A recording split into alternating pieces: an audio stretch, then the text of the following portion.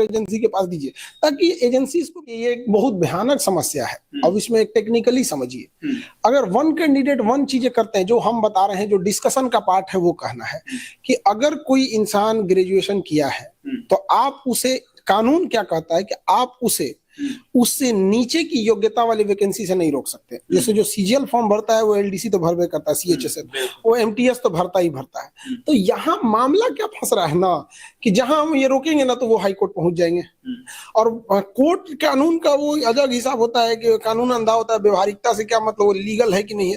तो ये जो मामला अटका हुआ है ना, वन कैंडिडेट वन, इससे ज्यादा स्टूडेंट से ज्यादा परेशान है डिपार्टमेंट वैकेंसी निकाल दी, और वन कैंडिडेट, एक कैंडिडेट का 3 जगह हो गया, 2 ठो को छोड़ देगा। ऐसे करते करते वैकेंसी रहेगी 50,000 की, अब फाइनल सिलेक्शन होगा 40,000 का। अब वो 10,000 के लिए गवर्नमेंट क्या करेगी, फिर बैकलॉग लगा के रखेगी, नेक्स्ट वैकेंसी में उसे मैच करके निकालेगी बच्चे के लिए। तो ज्यादा परेशान वो लोग भी हैं।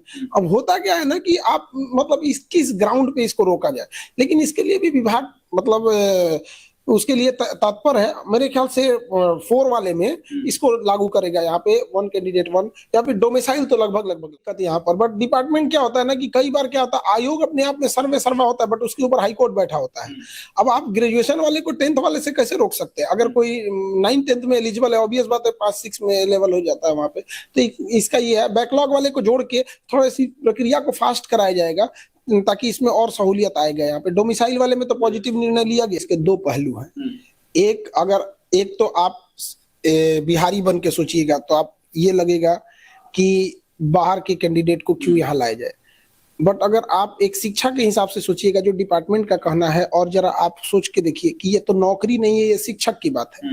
यदि कोई योग्य शिक्षक है और वो महाराष्ट्र में बैठा है तो बिहार के बच्चों के लिए तो भला होगा कि वो महाराष्ट्र का है, यहाँ करे। लेकिन इसकी एक लिमिट, एक मैक्सिमम लिमिट होनी चाहिए यहाँ पर, ताकि वो मतलब अच्छे वहां की बुद्धि भी यहाँ चल के आए, और एक वो भी लगे कि नहीं, यहाँ का जो शिक्षक है यहाँ के लोगों की मेंटेलिटी समझेगा, भाषा समझेगा, पैटर्न को समझ पाएगा।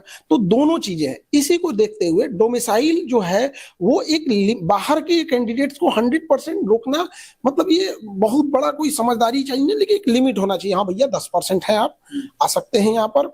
झारखंड बिहार को अलग हुए ज्यादा दिन का समय नहीं हुआ, लेकिन झारखंड में भी डोमिसाइल ये चीजें है तो होता है। लेकिन ये जो है ना विदाउट लिमिट, ये ठीक नहीं। 100% मना कर देंगे तो आप देखिएगा पूरी इंडिया में बिहार के विद्यार्थी हर जगह मिलेंगे। आप उड़ीसा के किसी डिपार्टमेंट में चले जाइए, हर जगह मिलेंगे।